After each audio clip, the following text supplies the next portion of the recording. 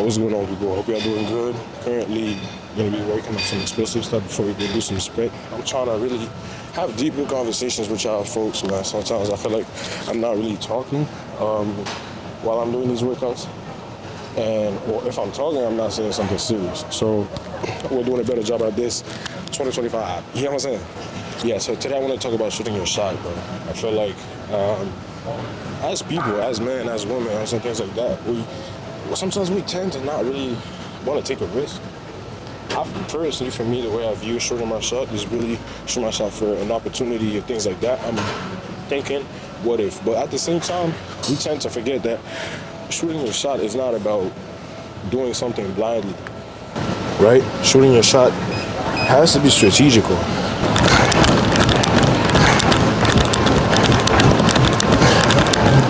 Like, for the truth, it's like no one wins sitting on the sideline. You know what I'm saying? Like, just you think about the great athletes in this world, right? All these entrepreneurs and all these like legends, right? They didn't get there because they were waiting, you know what I'm saying, for everything to be perfect to do something.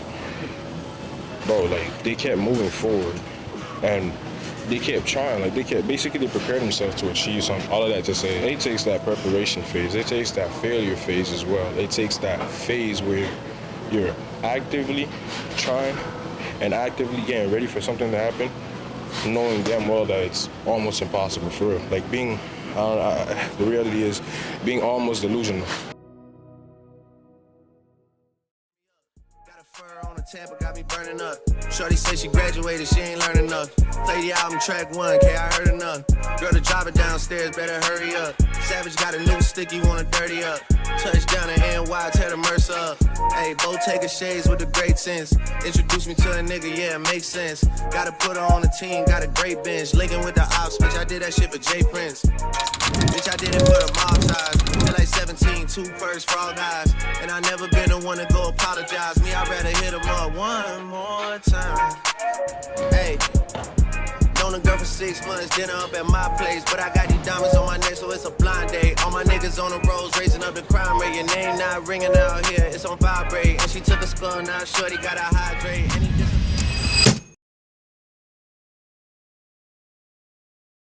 See, the problem is when you need something and you can't find it, that's like one of the most frustrating things that can ever happen to anybody on earth. I can't find my mic, so it's like I'm gonna have to talk to these people and film like this. Oh no, actually I'm gonna have to speak with y'all boys like this, which is unfortunate. Hold on, bro. Let me just get ready and talk to y'all in a bit. Please take your ticket. There we go. What's your name? Nice. I'm Ben. Ben? Nice to meet you, Ben. Sorry, I'm gonna get in the way. Oh, don't even worry, no.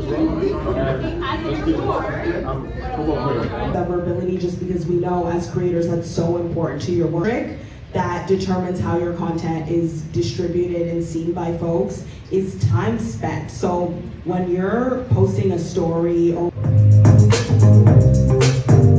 Canada, so I get to do a little bit of everything. Diversity and inclusion in any way I can. I can think of a Black Creator Academy style. After we learn something, we always want to unpack it and digest a little bit. So I'm just curious to hear from you, any insights that you pulled away from today's conversation? I want to talk about, or hand it over to Trezor, who's a creator, has been a creator for some time. Obviously you have Snap, Insta, TikTok. Maybe you could speak to which platforms you use for what, and from your perspective, like how you've made money, not made money. Yeah, so I'm Trezor. I'm one of the mentors at Black Creator Academy also. I'll say apps, a lot of these apps are technically used for different things, but you can kind of, oh, I thought you were going to say this. You can kind of like finesse it all the same way. Like, if I make a piece of content, I just post it on everything. Like something might go on Instagram, it might go on TikTok, Facebook fan pages, some stuff go on there, Snapchat, Spotlight, it might go on there. But for Snapchat specifically, like what Nurse and them were talking about in terms of storytelling, I think people overthink storytelling. Like a story is basically just a setup, a conflict, and a resolution. And you can get a story out of anything. Like even the most boring thing, you could get a story. Like Randy, tell me like a Just a random situation that you would probably think is boring. Okay, going to Walmart to buy a toothbrush. Usually you would think, yo, I can't make a video about going to Walmart to buy a toothbrush, but there's so much conflict that you could get out of that story. You could wake up and be like, all right, I'm going to Walmart to buy a toothbrush, but I'm tired, I don't want to go. Walmart opens at 10, it's 8 o'clock, what am I gonna do for the 2 hours until I get there?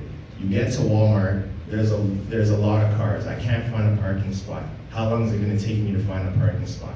I get in Walmart, the toothbrush that I want isn't there. What other toothbrush am I gonna get? You know, like, you could just pull things out of anything realistically.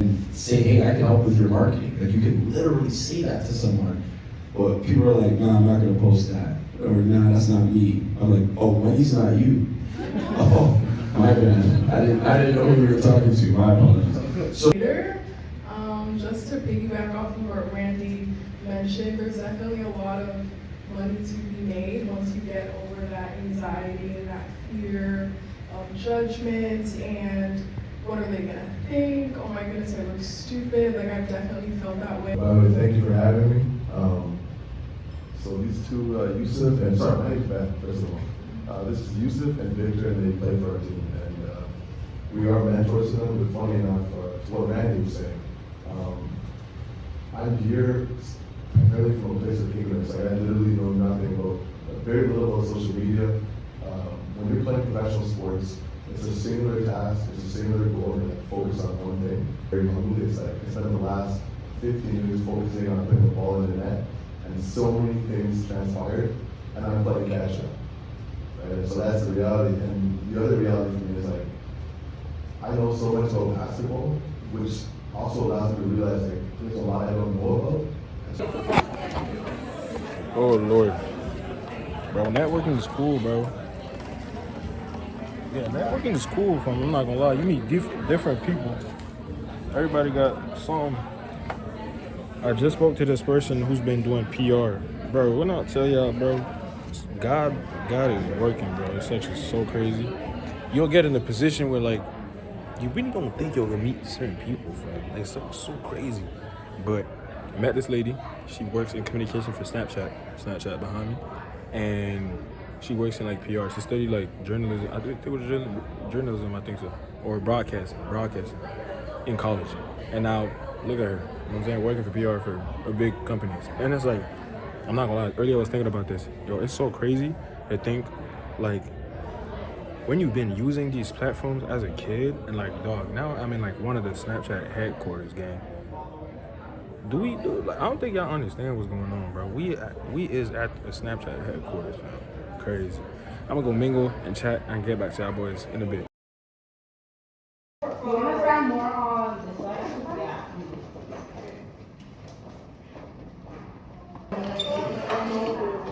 Where are you,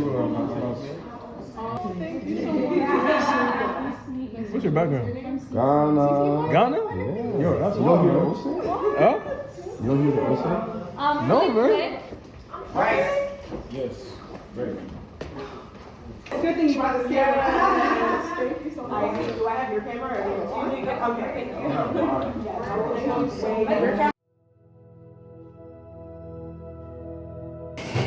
All jokes aside, I think I've grown out of my ways where I felt uncomfortable feeling. I felt uncomfortable being rejected, uncomfortable basically being said no. Yeah, man, I think I've grown out of all of that. And now I'm more into a phase where I'm taking more risk, bro. Like, I don't know. Everybody's different, bro. You'll get to a point in your life where you're just like, okay, this level of risk is just too uncomfortable for me. Like, I'm not trying to go beyond that or beyond X, and that's just what it is. Anyways, to summarize all this conversation, I'm trying to tell you, yo, stop overthinking. Whether it's making a move in your personal life, your career, or any part of your future, just step up and take the shot. Because the only guaranteed way to lose is not taking it at all. Hence, though, what we were talking about the other day, God has given you everything for you to succeed. But if you keep denying yourself, basically, and denying the gifts that He's given you, you know what I'm saying? You might just stay stuck wherever you are in life, bro. I'm not a scientist, but I'll tell you that.